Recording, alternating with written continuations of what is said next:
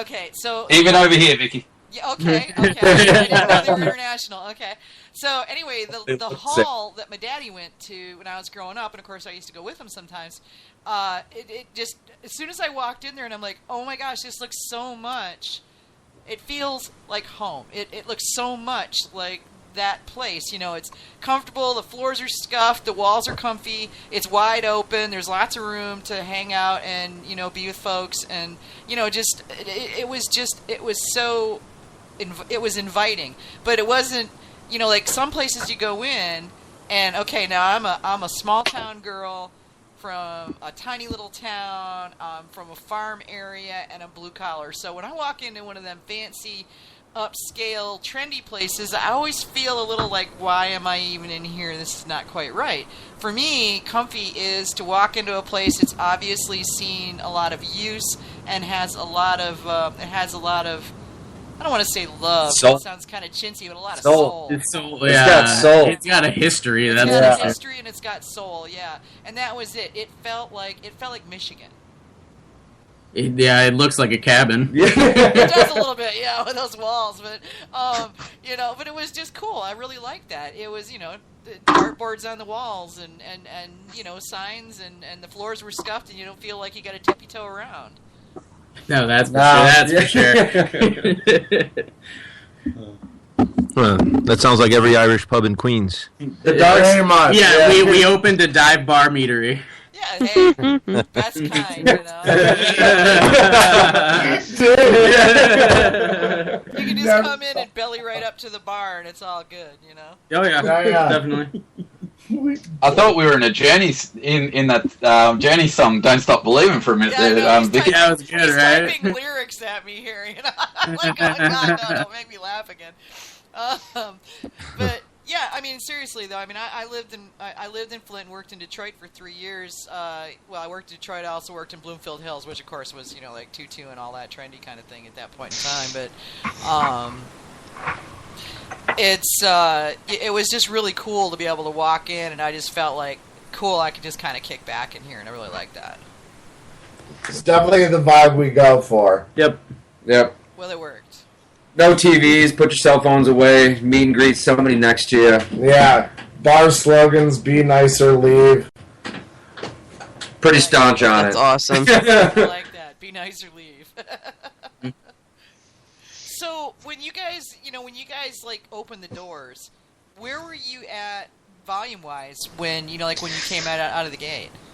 9 to 8 barrels. Yeah, I think we made 2 8-barrel batches. We had a mead and a cider. Okay. And then split that down to a couple, just grab a base and go from there. Yep. And then we had 3 beers on, so we had made 3 barrels of beer because we were making it 1 barrel at a time still. And so we made about 3 barrels of beer and about 16 barrels of mead or cider. And by the time we opened, we were probably through, or, we had probably made 2, maybe working on the 3rd batch at that time. Yeah. We were. Okay.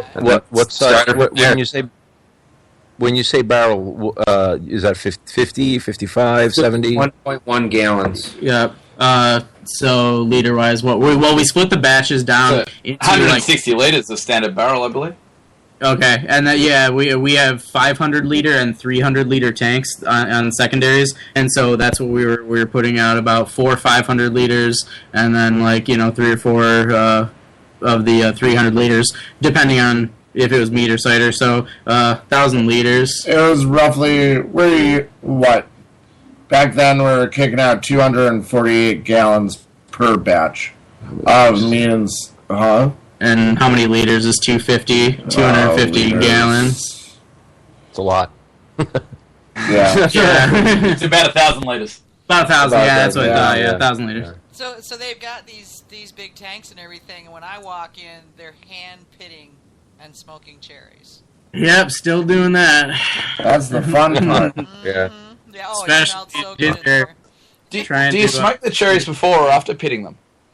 We actually put them on whole on the smoker and didn't end up pitting, but we were just doing a crush at the time. Yeah. And we went. We wanted the seeds and the stems in there, a little bit of tannin. rounded out nicely. Some of that almond That character. was going to be my question. Why didn't you just do a partial crush and then salt the seeds out? But fair enough. No, yeah, we just went in with everything. Yeah. Cool. And they let me nutty try flavor. the juice and smell the cherries and everything, and oh my god, it was amazing. Mm-hmm. It was really. It was just it was on a whim. We said, hey, smoke cherry and star thistle, and then we actually ended up going wildflower with it, and we just didn't know what cherries we're gonna do on a smoker. Yeah, and then we're like, screw Awesome. it. Yeah, let's put this in a firkin too. So. Yeah. That's crazy. So, you mostly do session meads, and you mostly do dry meads. What tips do you have to increase mouthfeel or body? Because that's what I normally find is the biggest issue with a dry mead. How would you go about that? Huh. I mean, Finding a good yeast that you like to give some of that body to it. Yeah. Correct fermentation, is really the overwhelming thing. Like they have finding a good yeast that's gonna give a good body, but just fermenting correctly and cleanly and having a good healthy fermentation. So yours are normally pretty good out of the box. You don't do any post ferment additions to give it any of that stuff. No. Like fermentation, usually for a 14 or so, will be like 14 days or a little bit more than that, like 14 to 20. And then for the session, I would say week and a half. Yeah. Yeah, and we definitely don't add anything as far as to provide body or any of that. It all just comes right on through. Choice of the honeys. And I was gonna say, honey is a big thing. Yeah, we're extraordinarily choosy on the honeys that we use. So, Mm-hmm. Do you oak at all or anything like that? What was that again? Do you oak at all? Our traditional wildflower we do French oak on that. So it's just a Michigan wildflower, 6% carbonated, aged on French oak. And then everything else that would touch oak is a special case to where it's going to be in the barrel. Yeah. Like we have that Saigon right now, the Saigon Sin Cider. We have that in chocolate whiskey barrels. We have some dry cider in rye barrels, and then the smoked cherry mead and the smoked cherry barrels, that kind of stuff. And that itself will add way more body, just barrel aging.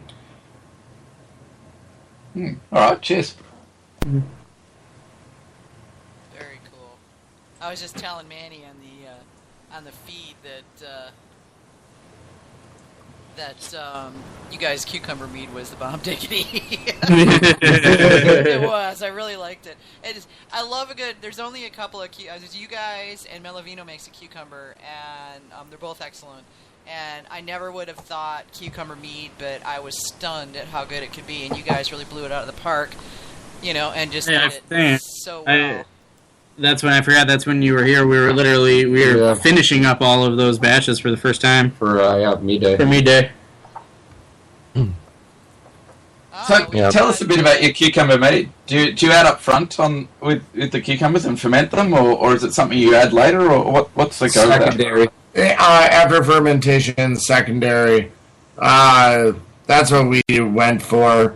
And it's funny, we talked about going both ways with it. And secondary, we felt, obviously you won't have any fermentation kind of characteristic off of the cucumber. And what we wanted to showcase was the characteristic of cucumber.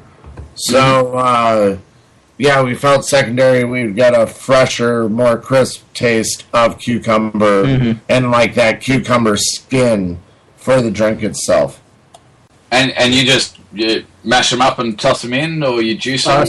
We just sliced. Okay. Just bought whole, a couple of cases of whole cucumber and Washed them and got them.